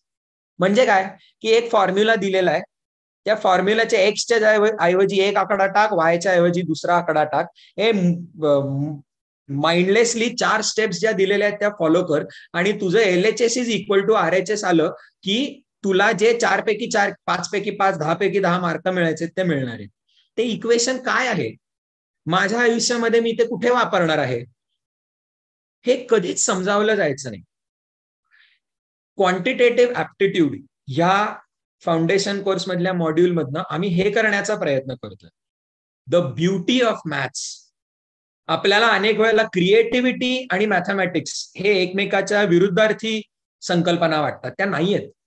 मॅथमॅटिक्स मध्ये पण क्रिएटिव्हिटीला स्कोप असतो. आपल्या दैनंदिन जीवनामध्ये मॅथमॅटिक्स आपण कसं वापरू शकतो. तुम्हाला मॅथ्स जर चांगलं येत असलं तर तुमच्या जीवनामधले पण अनेक डिसिजन्स हे तुम्ही कसे चांगल्या पद्धतीने घेऊ शकता, याच्यासाठी मॅथमॅटिकल ऍप्टिट्यूड. आमच्या वर्गांमध्ये असं अजिबात नसतं काय की टीचर फक्त फळ्यावर येतो, एक इक्वेशन काहीतरी लिहितो, चला तुम्ही सोडवा. ज्याला सोडवता येतो तो हुशार, ज्याला नाही सोडवता येतं तो पुढच्या 7 जन्मांसाठी मूर्ख बनतो, असं अजिबात नाहीये. क्वांटिटेटिव्ह ऍप्टिट्यूड आणि मॅथमॅटिक्स त्याच्याशी रिलेटेड खालचे सगळे मुद्दे. आमचा मुख्य उद्देश हाच आहे की आतापर्यंत शिक्षण व्यवस्थेने शिकवण्याच्या पद्धतीमुळे विद्यार्थ्यांच्या मनामध्ये एक जे मॅथमॅटिक्स या विषयाबद्दलचा दुरावा निर्माण केलेला असतो तो बाजूला व्हावा, आणि दैनंदिन जीवनामध्ये मॅथमॅटिक्सचा उपयोग आणि मॅथमॅटिकल थिंकिंग याचे स्किल्स कसे डेव्हलप करता यावे हे क्वांटिटेटिव्ह ऍप्टिट्यूड मध्ये येतं. ओके. आणि शेवटचं येतं ग्रंथोपजीवी मॉड्यूल. म्हणजे काय, धर्माधिकारी सरांचं एक अतिशय फेमस वाक्य आहे की आयुष्यामध्ये तुम्ही जसं जगता तसं reading should only be next to breathing. श्वास तुम्ही जितक्या कंपल्शननी घ्यावा लागतो, त्याच्या श्वास घेण्याच्या नंतरची पुढची गोष्ट म्हणजे वाचन असलं पाहिजे. खाणं पण नाही काय, सरांना खायला खूप आवडतं, मला पण आवडतं, अनेक पदार्थ आवडतात, पण तरी वाचन त्याच्या वर येतं. हे माझ्या घरी होणारा अनेक वेळचा जोक आहे. रीडिंग नेक्स्ट टू ब्रीदिंग, त्याच्यानंतर फूड. ओके. पण दुसरं एक छान वाक्य बोललं जातं की आपलं जीवन जी काही ह्या पृथ्वीवर एक 60, 80, 100 वर्ष आपल्याला मिळत आहेत, ती मानव जातीच्या ह्या पृथ्वीवरच्या अस्तित्वाच्या तुलनेने मुठभर आहेत. Our existence on this planet is in the blink of an eye on the geological time scale. मग ह्या काळामध्ये तुम्ही फक्त आयुष्यातलं ज्ञान मिळवण्यासाठी जर स्वतःच्या अनुभवांवर अवलंबून राहणार असाल, युअर एक्सपिरियन्सेस इन लाईफ, तर आतापर्यंतच्या मानवजातीच्या अनुभवांनी जे काही सगळं ज्ञान तयार केलेलं आहे त्याचा एक मुठभर अंश फक्त तुम्हाला मिळतोय. आपण पुस्तकं का वाचायची, कारण की आपल्या आधी जे येऊन गेले त्यांचे अनुभव, त्यांचं ज्ञान, किंवा आपल्या बरोबर जगामध्ये जे इतर लोक आहेत त्यांचे अनुभव आणि त्यांचं ज्ञान हे आपल्या आयुष्यामध्ये कसं त्याचा समावेश करून घेता येतो. म्हणून विद्यार्थ्यांमध्ये वाचनाची आवड निर्माण होणं. ही वाचनाची आवड पण अनेक वेळेला आपली शिक्षण पद्धती मारत असते, कारण की त्याची बळजबरी केली जाते.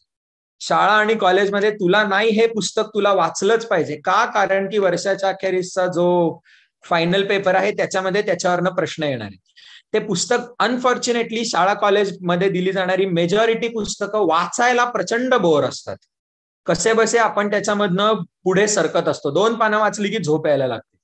या सगळ्यामुळे विद्यार्थी स्वतःच्या कपाळावर शिक्का मारून मोकळे होतात की वाचायला काय मला आवडत नाही, प्रयत्नच करत नाहीत कधी की जगामध्ये जी असामान्य लिटरेचर साहित्य कधीतरी उचलून पाहू, वाचून पाहू. त्यामुळे चाणक्यच्या फाउंडेशन कोर्समध्ये एकूण मिळून अफाट अवांतर वाचन असावं. चांगलं वाचावं कसं, ओके, ह्याच्यातले जे टेक्निक्स आहेत, म्हणजे सब वोकलायझेशन करू नका, रीडिंग स्पीड कसा वाढवा, जे वाचताय ते जास्ती काळ लक्षात कसं ठेवा, हे सगळे मुद्दे पण त्याच्यामध्ये येतात. पण या मॉड्यूलला आम्ही नाव दिलेलं आहे ग्रंथोपजीवी. ओके. आपल्याला नुसतं स्वतःचं मन डेव्हलप नाहीये करायचं, तर आपल्याला स्वतःचं माइंड अँड बॉडी पण डेव्हलप करायची. 21व्या शतकातलं जग जसं पुढे जास्तीत जास्ती कम्फर्टेबल होत चाललेलं आहे, फास्ट फूड वाढत चाललेलं आहे, त्याच्यानंतर आपल्याला आईशारामाच्या सवयी वाढत चाललेल्या आहेत, त्यांनी एकूण मिळून भारतीय मिडल क्लास याचे फिटनेसचे लेवल्स अतिशय बेकार होत चाललेले आहेत. शेतकरी गरीब वर्गाचे पण काही फार फिटनेस लेवल्स फार जास्ती आहेत असं नाहीत, पण त्यांच्या आरोग्याचे प्रश्न वेगळ्या प्रकारचे असतात. त्यांना ओबिसिटी वाढतीये, जाडी वाढतीये हा प्रॉब्लेम नाहीये, त्यांना गरजेचे असलेले न्यूट्रिशन मिळत नाहीये हा प्रॉब्लेम आहे. त्यामुळे चाणक्याच्या मॉड्यूलमध्ये फिजिकल फिटनेस याच्यावर पण भर असतो.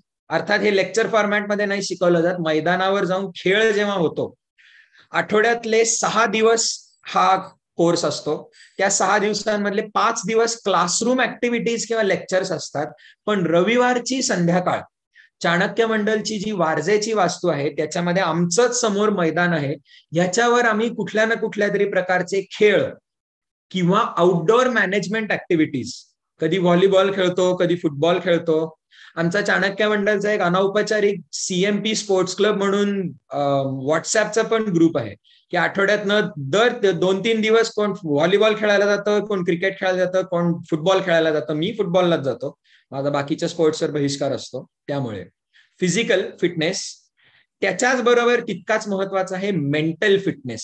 सायकोलॉजीमध्ये ज्याला इमोशनल रेझिलियन्स म्हणतात.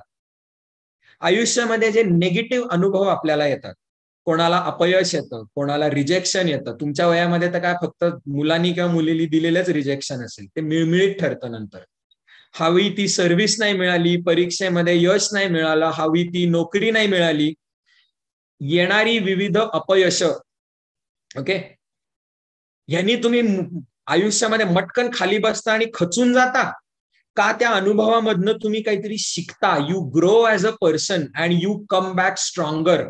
ह्याला सायकोलॉजीमध्ये म्हणतात इमोशनल रेझिलियन्स. आयुष्यातल्या अपयशांनी जे खचतात ते मेंटली वीक राहतात. अपयशांमधनं, रिजेक्शन्स मधनं जे शिकतात आणि मोठे होतात, दे आर इमोशनली रेझिलियंट. त्यामुळे मेंटल स्ट्रेंथ, इमोशनल रेझिलियन्स हे शिकवते.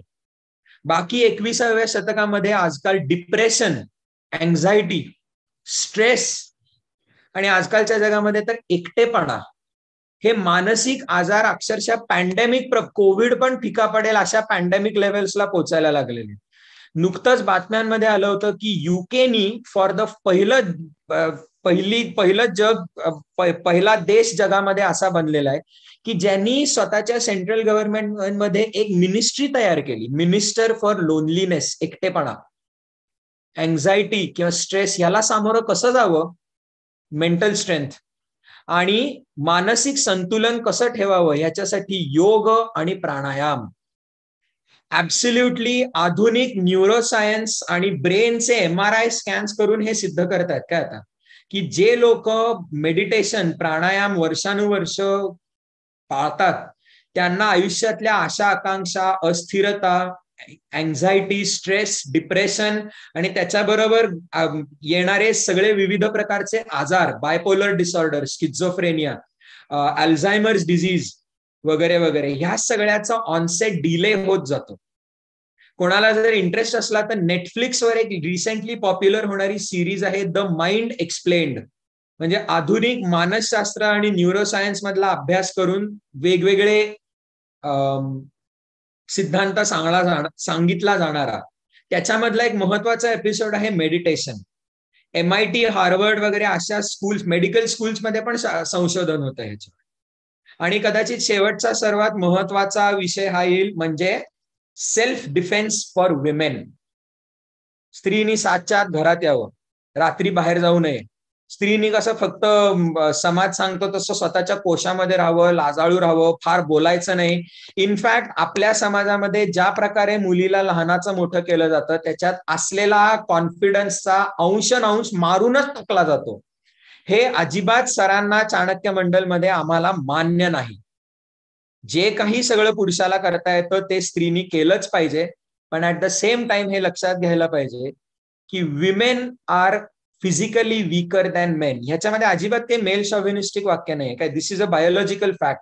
Women are biologically stronger than men, disease resistance ज्याला म्हणतात, but men are physically stronger than women. त्यामुळे तुम्ही जर डेंजरस सिच्युएशन्स मध्ये स्त्रिया जाणार असाल तर स्वतःचं संरक्षण करता आलं पाहिजे. त्याच्यासाठी चाणक्य मंडलमध्ये एक क्रॅश कोर्सच घेतला जातो की स्त्रिया ज्यांचा फिजिकल मेकअप हा मुळामध्ये त्यांच्यावर जो हल्ला करायला जर उद्या कोण सेक्शुअल प्रेडिटर आला तर त्याच्यापेक्षा तुम्ही वीक असणार आहात. पण म्हणून तरी स्वतःचं संरक्षण कसं करायचं ह्याचे मार्शल आर्ट्स मधले टेक्निक हे आम्ही फिजिकल आणि मेंटल फिटनेस मध्ये घेतो. त्यामुळे 360 डिग्री बॉडीचं डेव्हलपमेंट काय आणि कशी झाली पाहिजे, फिजिकल आणि मेंटल फिटनेस. ओके, ऍक्टिव्हिटीज शेवटचा मुद्दा. ओके, चाणक्य मंडलमध्ये पुढच्या एका स्लाइडवर मला वाटतं ते वाक्य पण आहे, आमचा नेहमी आग्रह असतो तो म्हणजे लर्निंग बाय डुईंग. तुम्ही 100 पुस्तकं वाचून किंवा वर्षभर लेक्चर्स करून जे तुम्हाला शिकता येणार नाही ते सगळं तुम्ही कुठली तरी ऍक्टिव्हिटी केली, तुम्ही ते करून पाहिलं तर तुम्हाला शिकता येतं. एज्युकेशनल सायकोलॉजीमध्ये आपण एखादा विषय शिकण्यासाठीचे जे वेगळे वेगळी माध्यमं जाणून घेतो त्याला लर्निंग पिरॅमिड म्हणतात. ओके, आणि त्या लर्निंग पिरॅमिडला 2 प्रकारांमध्ये डिव्हाइड केलेलं असतं. एकाला म्हणतात ऍक्टिव्ह लर्निंग, दुसऱ्याला म्हणतात पॅसिव्ह लर्निंग. पुस्तक वाचणे, लेक्चर्स अटेंड करणे, व्हिडिओज बघणे किंवा दुसऱ्या कोणीतरी ते केलेल्याचं डेमॉन्स्ट्रेशन बघणे याला पॅसिव्ह लर्निंग म्हणतात. कारण की तुम्ही समोर जे काही शिकवलं जात आहे त्याच्यातल्या 50% कमी गोष्टी तुमच्या खरं लक्षात राहत आहेत. ऍक्टिव्ह लर्निंग म्हणजे की 50% जास्ती याच्यामध्ये डिस्कशन येतं. म्हणून चाणक्य मंडलच्या फाउंडेशन कोर्समध्ये ग्रुप प्रेझेंटेशन्स असतात. टीचर स्टुडंट डे असतो की स्टुडंट टीचर बनतो. मग स्वतः ते करून पाहणे आणि सर्वात महत्वाचं दुसऱ्याला शिकवून पाहणे. त्या वर्षभरच्या ऍक्टिव्हिटीज कुठल्या, अधिष्ठान दिवस आणि संकल्प दिवस हे तर सांगून झालं. सरांच्या तोंडून 6 व्याख्यानांमध्ये चाणक्य मंडल काय आहे हे आधी समजून घ्या. तो झाला अधिष्ठान मालिका. आणि मग एक अधिष्ठान ठेवा की ही सगळी तत्व मला मान्य आहेत आणि माझ्या आयुष्यामध्ये ती मी अवतरण्याचा प्रयत्न करणार आहे. आणि मग वर्ष जसं संपायला येतं तसं संकल्प सोडणे. म्हणजे आता मी कोर्स संपवून चाणक्यातले संस्कार घेऊन बाहेर आयुष्यामध्ये प्रवेश करतोय किंवा स्पर्धा परीक्षा द्यायला निघालोय, 2 वेगळे संकल्प असतात. तर ते आयुष्य मी काय आणि कसं जगणार आहे. 8 वर्षातनं 2 ट्रेक्स होतात. एक पावसाळी ट्रेक होतो आणि त्याच्यानंतर मेच्या महिन्यामध्ये उन्हाळी ट्रेक होतो. या उन्हाळी ट्रेकमध्ये पुढे तुम्हाला ह्या सगळ्याचे चित्र दाखवीनच मी. पहिला येतो तो पावसाळी ट्रेक जो नुकतंच आम्ही लोहगडला नेत होतो, आता वेगळ्या वेगळ्या गडांना न्यायला लागलेलो आहे. हा ऑगस्ट सप्टेंबरच्या महिन्यामध्ये मुलांचा पहिला ट्रेक होतो. ओके, त्याच्यानंतर अधिष्ठान आणि संकल्प दिवस बोलण्यामध्ये आलं. ह्या चित्रामध्ये तुम्हाला दिसत असेल तसं की हा फोटो आता जुना झालेला आहे. आता बदललेल्या नियमांच्या नुसार गणेश कला क्रीडामध्ये मेणबत्ती पेटवायला वगैरे परवानगी नसते. पण भारतीय पद्धतीनुसार की पांढरे शुभ्र कपडे आणि शपथ घेण्याची जी पद्धत असते की एका मेणबत्तीवर तुम्ही स्वतःचा हात ठेवून वर्षाच्या सुरुवातीला अधिष्ठान ठेवणे. त्याच्याच बरोबर नुसते विद्यार्थी नाही तर चाणक्य मंडलचे स्टेजवरनं सगळे फॅकल्टीज पण की आम्ही विद्यार्थ्यांना काय आणि कसं शिकवणार आहोत याचं अधिष्ठान ठेवतात. हा अधिष्ठान आणि संकल्प दिवस. पुण्याचा जगविख्यात असलेला गणपती उत्सव, याच्यामध्ये दरवर्षी चाणक्य मंडलचे विद्यार्थी ट्रॅफिक मॅनेजमेंटमध्ये पोलिसांबरोबर काम करतात. याच्यामध्ये सगळं आलं काय, मॅनेजमेंट आलं, कॉन्फ्लिक्ट रेझोल्युशन, कोलॅबोरेशन, लोकांशी डील कसं करायचं. आता हा उत्सव तर सगळा पुण्याच्या पेठांमध्येच असतो. त्यामुळे पुण्यातल्या पेठेंमधली माणसं ही तुसड्यासारखे बोलण्यामधले पटाईत आहेत हे तर जगविख्यात आहे. हे मी सदाशिव पेठेमध्ये बसूनच बोलतोय काय. त्यामुळे तरीही समोरचा माणूस कितीही वाकड्यात शिरत असला तरी स्वतः डोकं कसं शांत ठेवायचं. अनंत चतुर्दशीच्या दिवशी तर पार पहिला मानाचा गणपती निघेपासनं ते शेवटचा गणपती जाईपर्यंत फोटोमध्ये दिसतंय तसं चाणक्य मंडलचे विद्यार्थी 24 तास तिकडे ह्युमन चेन करून उभे असतात. हे पण एक फिजिकल टफनेस बिल्ड करण्याचाच उद्देश असतो का याचा. 24 तास एका ठिकाणी स्वतःची ड्युटी नाही तर नाही सोडायची. गणपती काम, लर्निंग बाय डुईंग, मॅनेजमेंटचे सगळे एक्झाम्पल ह्याच्यामध्ये आलेच. हायलाइट फाउंडेशन कोर्स केलेल्या कोणालाही विचारा, चाणक्य फाउंडेशन कोर्सचे 2 सर्वात दिवस त्यांना जर कुठले आठवत असतील तर तो म्हणजे चाणक्य मंडलचा आउटडोअर मॅनेजमेंट प्रोग्राम. खडकवासल्याच्या पोटामध्ये जी कॅम्पसाईट आहे त्याच्यामध्ये चाणक्य मंडलचाच माजी विद्यार्थी आणि सागर पालकर, की ज्याची स्वतःची पण ऍडव्हेंचर टुरिझम आणि आउटडोअर मॅनेजमेंट ट्रेनर आहे तो, आणि त्याची सर्वोत्कृष्ट ओळख म्हणजे माउंटेनिअरिंग मधला एक्सपर्ट एवढा आहे की तो एव्हरेस्ट सर केलेला आहे त्यांनी, त्याच्या कंपनीने, त्याच्या सहकार्याने. त्यामुळे तो हा आउटडोअर मॅनेजमेंट प्रोग्राम घेतो आणि या चित्रांमध्ये जसं दिसतंय तसं विविध प्रकारच्या आउटडोअर ऍक्टिव्हिटीज मधनं मॅनेजमेंट मधले वेगळे वेगळे मुद्दे हे चाणक्य मंडल विद्यार्थ्यांना शिकवण्याचा प्रयत्न करत असतं. Okay, yes. आणि एक प्रश्न आलाय तसा, चाणक्य मंडलचा फाउंडेशन कोर्स हा पुणे आणि मुंबई या दोन्हीकडे होतो आणि ह्या सगळ्या ऍक्टिव्हिटीज दोन्हीकडे इक्वली अवेलेबल असतात. ओएमपीच एक अजून एक उदाहरण डावीकडच्या फोटोमध्ये तुम्हाला दिसतंय तसं प्रत्येक ऍक्टिव्हिटी ही समजावली जाते विद्यार्थ्यांना, आधी ब्रीफिंग दिलं जातं आणि त्याच्यानंतर मग विद्यार्थ्यांनी ती ऍक्टिव्हिटी करायची असते.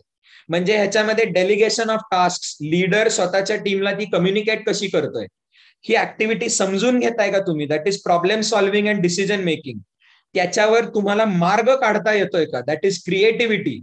आणि फायनली मग तुमच्यामध्ये ती ऍक्टिव्हिटी यशस्वीरित्या करून दाखवण्याचे do you have the discipline for execution, हे सगळं पण याच्यामध्ये येतं. फायनली प्रत्येक ऍक्टिव्हिटी झाल्यानंतर आम्ही सगळेजण असे गोल करून बसतो आणि ही ऍक्टिव्हिटी हे एक फक्त प्रतीक असतं. इथे मी ह्या फोटोमध्ये तर मीच आहे एका जणांची डिस्कशन घेत असताना, की ह्या ऍक्टिव्हिटी मधनं मग तुम्हाला शिकायला काय मिळालं. ऍक्टिव्हिटी ही फक्त एक प्रातिनिधिक आहे, त्याच्यामधनं आपण शिकलेले धडे हे आपण आयुष्यामध्ये कसे अप्लाय करू शकतो हे ह्याच्यामधनं सगळं येतं. ओके, उन्हाळी ट्रेक काही वर्षांपूर्वीपर्यंत हा जायचा रायगडला. आता रायगडवरचे सगळे नियम तसे बऱ्यापैकी स्ट्रिक्ट केलेत, त्यामुळे आम्ही वेगळे वेगळे गड निवडायला गेलेलो आहे. पण हा मेच्या महिन्यामध्ये होतो. चाणक्य मंडलची 3री टर्म, एकूण मिळून फाउंडेशन कोर्स हा 3 टर्म्स मध्ये डिव्हायडेड असतो. जुलैच्या दरम्यान तो सुरू होतो आणि दिवाळीपर्यंतची पहिली टर्म असते. दिवाळी संपल्यानंतर ते फेब्रुवारीच्या अखेरीस पर्यंत दुसरी टर्म असते, की दुसरी टर्म असते फेब्रुवारी एंड पर्यंत. फेब्रुवारी एंडला तुम्हाला वर्षाच्या अखेरच्या परीक्षांसाठी वेळ दिला जातो आणि मग मेचा महिना म्हणजे 3री टर्म असते. या 3ऱ्या टर्म मध्ये ही रायगडची ट्रेक, आणि या रायगडच्या ट्रेकचं वैशिष्ट्य काय आहे तर पुढच्या व्हिडिओमध्ये तुम्हाला दिसेल तसं, रायगड किंवा आता दुसरा कुठला जो कोण गड निवडला जातो तो, इकडे तुम्हाला दिसत असेल तसं की या गडावर वर नेऊन खिचडी कॉम्पिटिशन होत असते दरवर्षी. आणि गडावर नेऊन खिचडी बनवण्यासाठीची एकूण एक गोष्ट ही विद्यार्थ्यांनी खालपासनं वरपर्यंत न्यायची असते. विद्यार्थ्यांना टीम्स मध्ये पाडलं जातं आणि मग ज्या टीमची खिचडी सर्वात बेस्ट ते जिंकले, असं त्याचं होतं. पण ह्याच्यामध्ये बघा सगळं सगळं मॅनेजमेंट येतं, काय team work, coordination, distribution of task, ते वर नेणे, तुमचं प्लॅनिंग एवढं जबरदस्त असावं लागतं. एकही गोष्ट तुमच्याकडनं मिस झाली तर ती खिचडी व्यवस्थित होणार नाहीये. हे सगळं पाठीवरनं वर न्यायचं आणि वर खिचडी बनवायची, आणि मग अर्थात सगळे ती खिचडी खाताना धमाल सगळ्यांची होतच असते. ओएमपीच्या नंतर तर मी म्हणेन की खिचडी कॉम्पिटिशन ही सर्वात मुलांच्या लक्षात राहणारी गोष्ट असते फाउंडेशन कोर्सचा भाग म्हणून. 3ऱ्या टर्म मध्ये मी जसं तुम्हाला फिजिकल आणि मेंटल फिटनेस सांगितलं तसं योगचे क्लासेस, सूर्यनमस्कार कसे घालावे इथे दाखवले जाते, प्राणायामाचे वेगळे वेगळे प्रकार मगाशी माझ्या बोलण्यामध्ये आलं होतं तसं आर्ट ऑफ लिव्हिंगची सुदर्शन क्रिया शिकवली जाते. सेल्फ डिफेन्स फॉर विमेन, तिथे मुलं पण असतात, त्यांना काही बंदी असते असं अजिबात नाहीये, त्याचं एक उदाहरण तुम्हाला इकडे दिसतंय. हे सगळं 3ऱ्या टर्म मध्ये होतं. फाउंडेशन कोर्सचा शेवट होतो तो म्हणजे पालवी शिबिराने. वर्षभर फाउंडेशन कोर्समध्ये विद्यार्थी जे शिकलेले ते वर्षाच्या अखेरीस अप्लाय करणं गरजेचं असतं. 3 दिवसाचं सकाळपासून संध्याकाळपर्यंतचं शिबिर असतं की विद्यार्थी राहतात एकत्र, जेवतात एकत्र आणि वेगवेगळ्या प्रकारच्या कॉम्पिटिशन्स होतात की ज्या तिसऱ्या टर्मच्या सुरुवातीलाच त्यांना सांगितल्या गेलेल्या असतात. ओके. या शिबिराचं सर्व नियोजन हे विद्यार्थी स्वतः करतात. नाटक कॉम्पिटिशन असते, याच्यामध्ये कॉमेडी कॉम्पिटिशन असते, वादविवाद स्पर्धा असतात, कविता सादर करणे असते, असंबंध बोलणं असतं वगैरे वगैरे असे अनेक भन्नाट उदाहरणं असतात. आणि तरी मी तुम्हाला ही फक्त एक झलक दिलेली आहे, कारण की अनेक ऍक्टिव्हिटीज ह्याच्यामध्ये सगळ्या मला इथे मेन्शन करणं पण जवळपास अशक्य आहे. आणि शेवटी चाणक्य मंडलचा फाउंडेशन कोर्स तुमचा झाला की सगळ्या विद्यार्थ्यांना आमंत्रण असतं की तुम्ही चाणक्याचा कुठलाही एक कोर्स केला की तुम्हाला पुढचं वर्ष चाणक्य मंडलचा कार्यकर्ता होण्याची संधी दिली जाते. समोर फोटोमध्ये दिसतंय तसं हे सर्व कार्यकर्ते हे चाणक्याला उचलून धरणारे कार्यकर्ते असतात. याच्यातले अनेक कार्यकर्ते नंतर पुढे जाऊन आपले फॅकल्टीज पण बनलेले आहेत. आणि ह्या फोटोमध्ये दिसतंय तसं 1 वर्ष झाल्यानंतर तुम्ही चाणक्याचा कार्यकर्ता बनू शकता. सो या आपण एक तासभर एकमेकाशी संवाद करत होतो, त्याच्यामध्ये सर्वांचे आभार मानतो. आशा आहे की तुम्हाला हा फाउंडेशन कोर्सचं महत्व समजलं असेल आणि करायची जरूर इच्छा असली तर सर्वांचं अर्थातच स्वागत आहे. आता मी तुमचे प्रश्नोत्तर तर घेईनच, पण तुम्हाला कुठलेही प्रश्न असतील तर त्याच्यासाठी माझा मोबाईल नंबर सगळ्यांना आधी देऊन ठेवतोय. कधीही कुठल्याही प्रकारची अडचण आली 7499468876. ओके. कधीही कुठल्याही प्रकारची अडचण आली तर जरूर मला माझी विनंती आधी व्हॉट्सअपवर मेसेज करा, म्हणजे आपण बोलण्याची एक वेळ ठरवू शकतो आणि त्याच्यानंतर मग मला तुम्ही फोन केलात तरी चालेल. ओके. सो आशा करतो की सर्वांना हे ऐकून फाउंडेशन कोर्स जॉईन करण्याची इच्छा झालेली असेल.